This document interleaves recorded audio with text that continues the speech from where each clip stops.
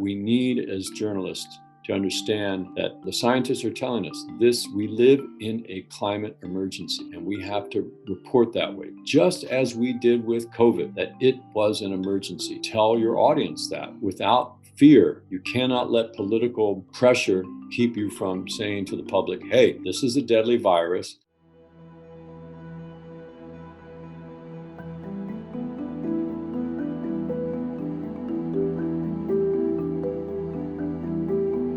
So fast forward to October 2018, when the UN Intergovernmental Panel on Climate Change came out with its landmark report on 1.5 degrees. This was 3 years after the climate summit. And basically the scientists were saying now, we've got to, this is an emergency situation. We have got to cut greenhouse gas emissions in half within the next 12 years.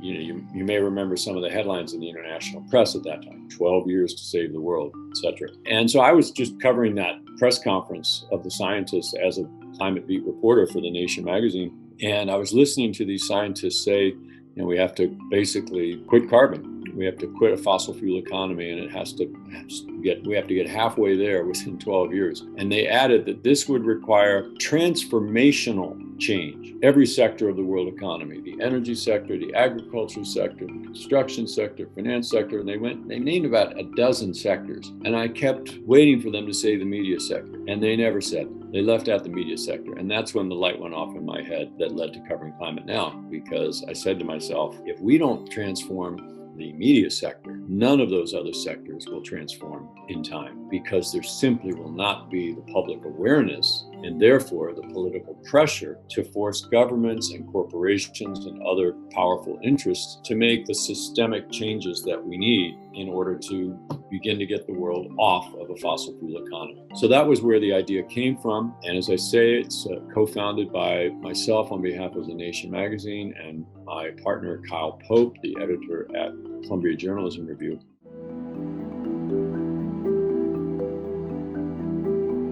That I think that we, for various reasons, did not do a good job of telling the story. We focused too much on science, which is very abstract to most people, and not enough on people. You need to tell human stories to illuminate the climate issue. And we as journalists, that's what we're supposed to be able to be good at, is storytelling, right? What is a news report but a certain genre of storytelling? And so I think that the key thing that I would say to journalists, not just in Turkey, but everywhere, if you want to cover climate change, there's no getting around it. It's scary. But the way to do it is to get out of the abstractions and focus on real people that your audience can relate to and how those people are experiencing climate change. The main point, though, is to humanize the story. Talk about human beings, not about scientific models. Or if you're going to talk about science, bring that in the 10th paragraph after you've already made the reader or the viewer or the listener for television, for radio, make them care about the people. Have an investment in who that person is and what their problems are. Then you can tell them about the science. And then finally, the other thing besides humanizing the story is focus on the solutions, not just how bad it is. Focus on the solutions and the agency. You have agency. You have capacity to do this. You're not helpless, because that's a big part of what turns people off. The problem looks so big and they feel so small. They just think, I can't do anything about this. I'm just going to ignore it then, because it's too painful, psychologically painful otherwise. And our stories, so to summarize, we should humanize, we should talk about solutions, and we should talk about agency. And we should remember that, there's a crime committed here. This is a crime against humanity.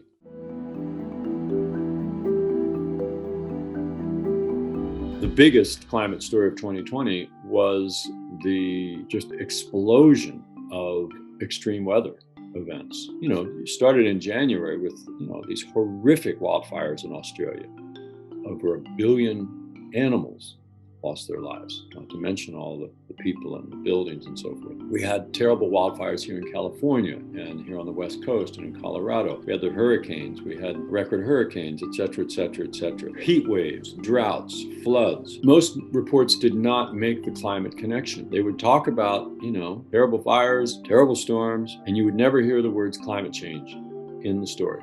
That changed towards the end of the year, partly because we and others were criticizing them in public and then helping them behind the scenes to say, hey, this is science. You have to be explaining this.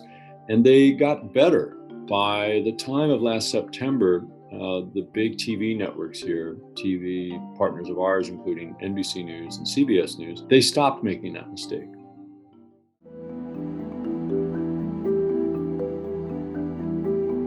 We need, as journalists, to understand that the scientists are telling us we live in a climate emergency, and we have to report that way, just as we did with COVID, that it was an emergency. And so, it's pretty simple, or at least it's pretty straightforward. Follow the science, recognize what the science says, and then tell your audience that without fear. You cannot let political pressure keep you from saying to the public, hey, this is a deadly virus.